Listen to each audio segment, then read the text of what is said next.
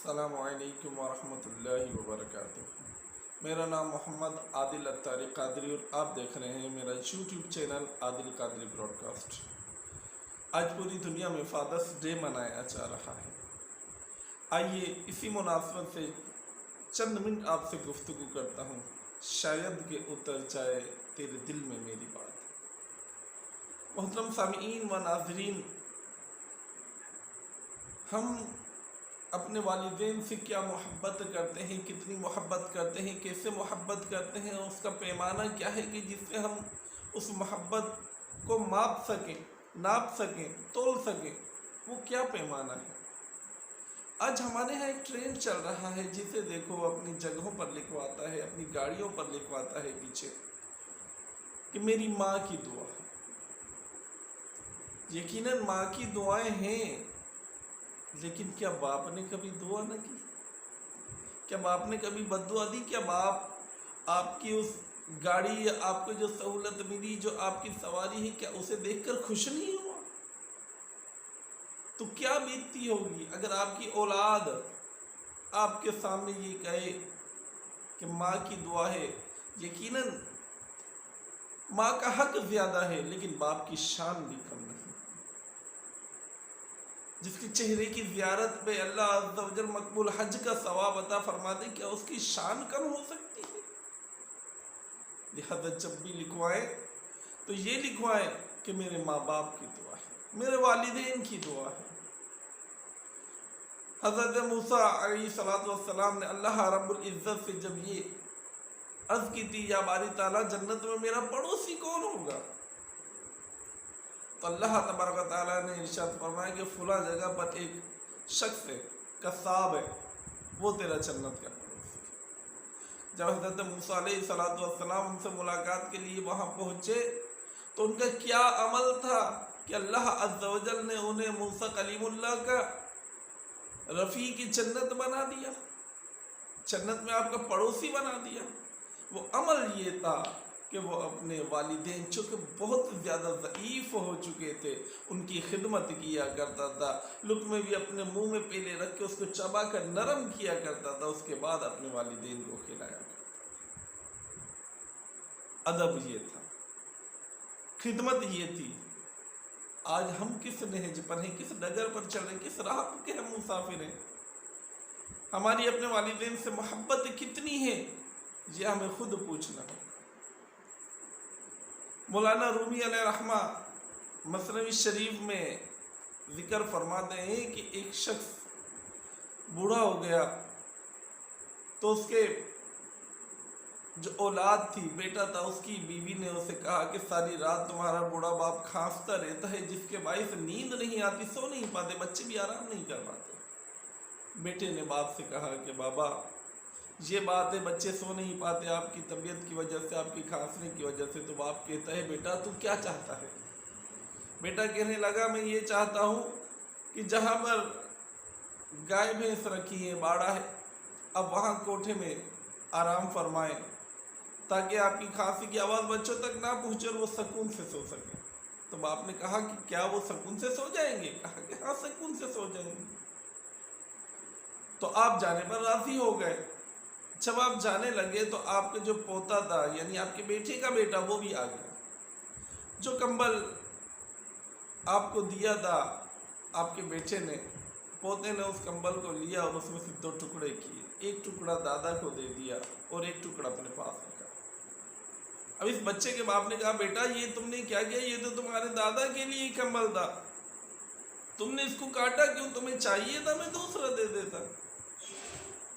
तो बच्चा कहता है कि बाबा जब आप बड़े होंगे, बूढ़े होंगे और आप भी इसी तरह खांसेंगे तो हम आधा जो कंबल है वो आपको देकर इसी तरह से अलग कमरे में कर देंगे।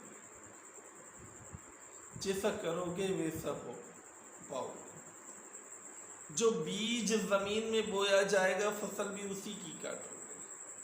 अपनी औलाद के सामने वालिदैन की इज्जत करोगे, वो औलाद आपकी इज्जत करेगी। अगर आप बेइज्जत करेंगे वालिदैन को तो वो औलाद जो देख रही है जब बड़ी होगी आपकी बेइज्जती करना शुरू होगी। किसी बुजुर्ग के बारे में, किसी शख्स के बारे में आता है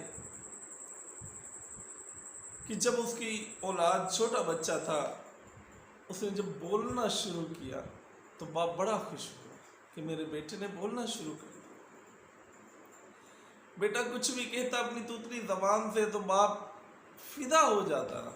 एक मरतबा बेटा चारपाई पर है, बाप काम कर रहा था, दीवार पर कौवा आकर बैठा। उस बच्चे ने अपनी तूतरी जबान से अपने बाप से पूछा कि ये क्या है, तो बाप ने उसकी गाल पर बोसा दिया और बताया कि बेटा ये कौवा है। उस बच्चे को समझ ना आई, उसने फिर पूछा क्या, बाप ने फिर प्यार किया गाल पर और फिर बताया कि कौवा। फिर बच्चे को समझ नहीं आई, उसकी जबान पर ये अल्फाज नहीं चल रहे थे कि कौवा है। फिर पूछा, बाप ने फिर प्यार किया, फिर बताया। किताबों में लिखा है कि उस बच्चे को उसके बाप ने 40 मरतबा गाल पर प्यार किया और ये बताया कि बेटा ये कौवा है।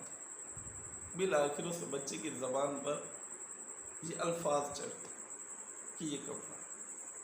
जब ये शख्स बूढ़ा हुआ तो ज़ईफ़ी की उम्र थी, बेटा जवान हो चुका था। अब इस बूढ़े बाप को इसने देखा दीवार पर कौवा आकर बैठा है तो वो बात याद आ गई थी बचपन की, अपने बेटे को जो 40 मरतबा बोसा दिया गाल पर और बताया कि बेटा ये कौवा। कहा कि चलो मैं भी अपनी औलाद को आजमाता हूँ। औलाद को आजमाने के लिए जब आपने उससे पूछा कि बेटा ये दीवार पर क्या बैठा है, तो उसने बताया कि बाबा ये कौवा है। आपने फिर पूछा क्या, तो उसने बताया कौवा है। जब फिर पूछा कि क्या है, तो बेटा गुस्से में तेज हो गया।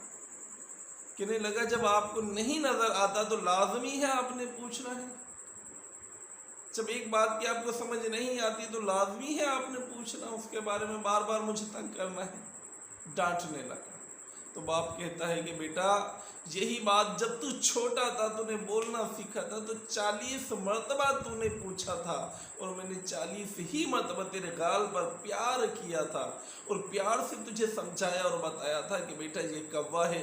आज मैं बूढ़ा हूँ, तू जवान हो चुका है, तो तू मेरी 2 मरतबा पूछने को भी बर्दाश्त न कर सके। ये तो हमारा हाल है और हम पोस्टर लगाते हैं, बड़ी बड़ी बातें कर देते हैं। कभी हम कहते हैं कि जहाँ जाओ, कभी कहते हैं वहाँ जाओ, लेकिन जो घर में बैठा है ना उसकी हमें परवाह नहीं है।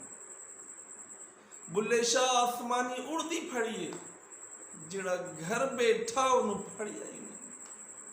यानी जो घर बैठा है उसकी कोई कदर नहीं की और बाहर हम तलाश कर रहे होते हैं कि कोई हमें सही रास्ता दिखाए। इस बाप ने अपनी सारी जिंदगी दांव पर लगा दी इसलिए कि औलाद का मुस्तकबिल रोशन हो सके। इसने अपनी तकलीफों को देखा नहीं, इसकी परवाह नहीं की, औलाद के फ्यूचर की परवाह थी। उसने न गर्मी की परवाह की, न सर्दी की परवाह की तो औलाद की परवाह की। और आज औलाद बड़ी हो गई है तो उसे कदर क्या है, बस साल में एक फादर्स डे पर पोस्ट लगा दी। मोहतरम सामीन किराम, ये हक अदा नहीं हुआ।